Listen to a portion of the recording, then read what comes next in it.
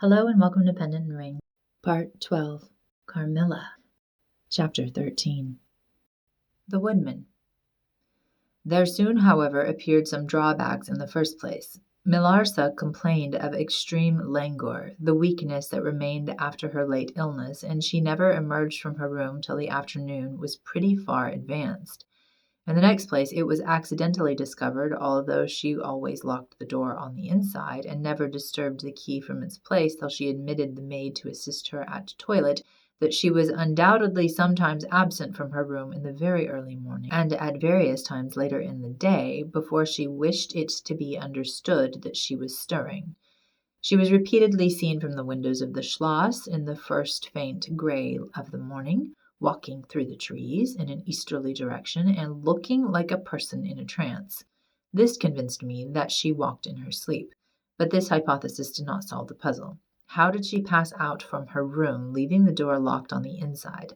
How did she escape from the house without unbarring door or window? In the midst of my perplexities, an anxiety of a far more urgent kind presented itself. My dear child began to lose her looks and health, and that in a manner so mysterious and even horrible that I became thoroughly frightened. She was at first visited by appalling dreams, then, as she fancied, by a spectre, sometimes resembling Milarsa, sometimes in the shape of a beast, indistinctly seen walking round the foot of her bed from side to side. Lastly came sensations. One, not unpleasant but very peculiar, she said, resembled the flow of an icy stream against her breast. At a later time she felt something like a pair of large needles pierce her a little below the throat with a very sharp pain. A few nights after followed a gradual and convulsive sense of strangulation. Then came unconsciousness.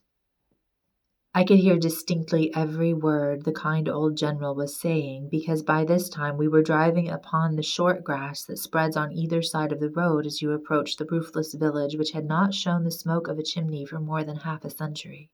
You may guess how strangely I felt as I heard my own symptoms so exactly described in those which had been experienced by the poor girl who, for but the catastrophe which followed, would have been at that moment a visitor at my father's chateau. You may suppose also how I felt as I heard him detail habits and mysterious peculiarities which were in fact those of our beautiful guest Carmilla. A vista opened in the forest. We were on a sudden under the chimneys and gables of the ruined village and the towers and battlements of the dismantled castle, round which gigantic trees are grouped, overhung us from a slight eminence. In a frightened dream I got down from the carriage, and in silence, for we had each abundant matter for thinking, we soon mounted the ascent and were among the spacious chambers, winding stairs, and dark corridors of the castle. And this was once the palatial residence of the Karnsteins, said the general at length, as from a great window he looked out across the village and saw the wide, undulating expanse of forest. It was a bad family, and here its blood-stained annals were written, he continued. It is hard that they should, after death, continue to plague the human race with their atrocious lusts. That is the chapel of the Karnsteins down there. He pointed down to the grey walls of the Gothic building, partly visible through the foliage, a little way down the steep. And I hear the axe of a woodman, he added, busy among the trees that surround it. He possibly may give us the information of which I am in search, and point out the grave of Myrcella, Countess of Karnstein. These rustics preserve the local traditions of great families whose stories die out among the rich and titled so soon as the families themselves become extinct. We have a portrait at home of Myrcella, the Countess Karnstein. Should you like to see it? Asked my father. Time enough, dear friend, replied the general.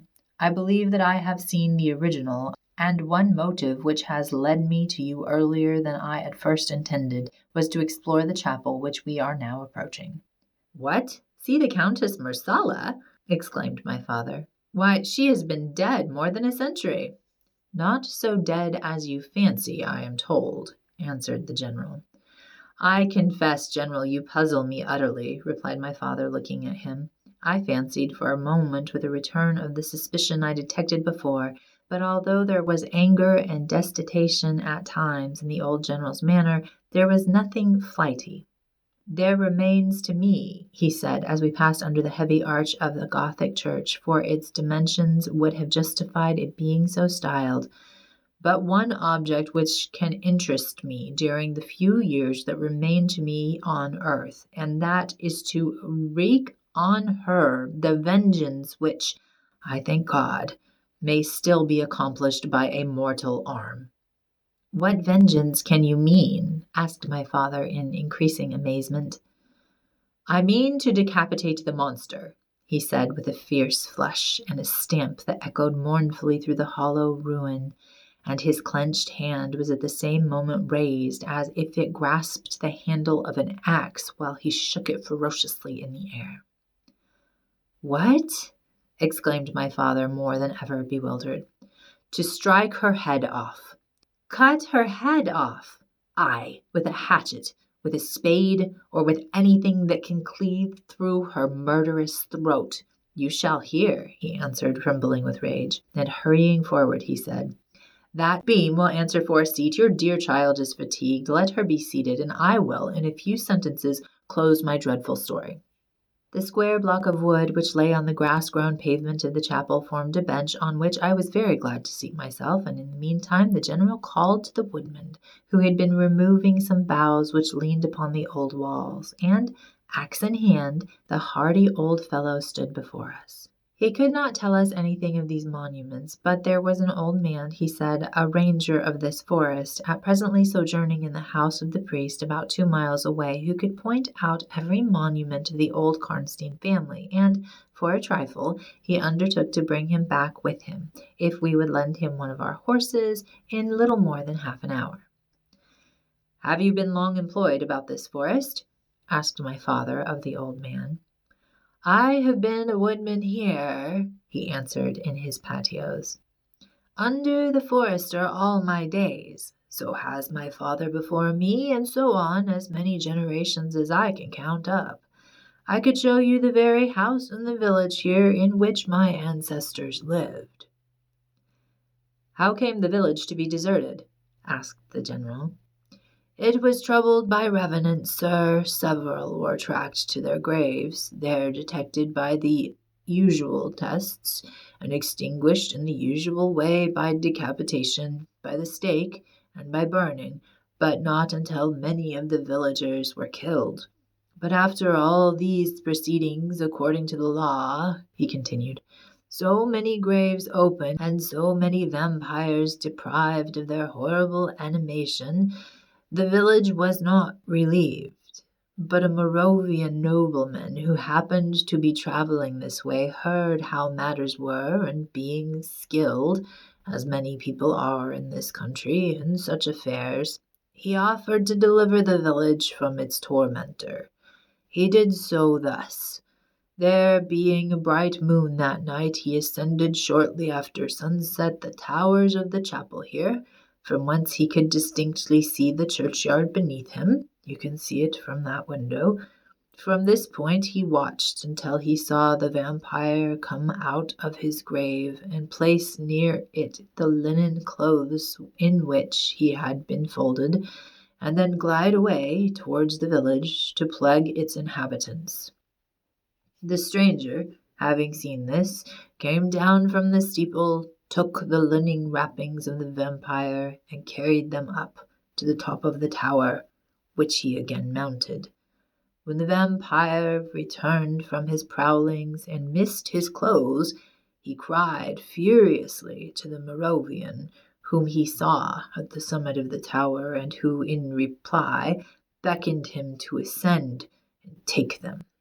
Whereupon the vampire, ascending his invitation, began to climb the steeple, and so soon as he had reached the battlement, the Moravian, with a stroke of his sword, clove his skull in twain, hurling him down to the churchyard, whither, descending by the winding stairs, the stranger followed and cut his head off, and next day delivered it and the body to the villagers, who duly impaled and burnt them.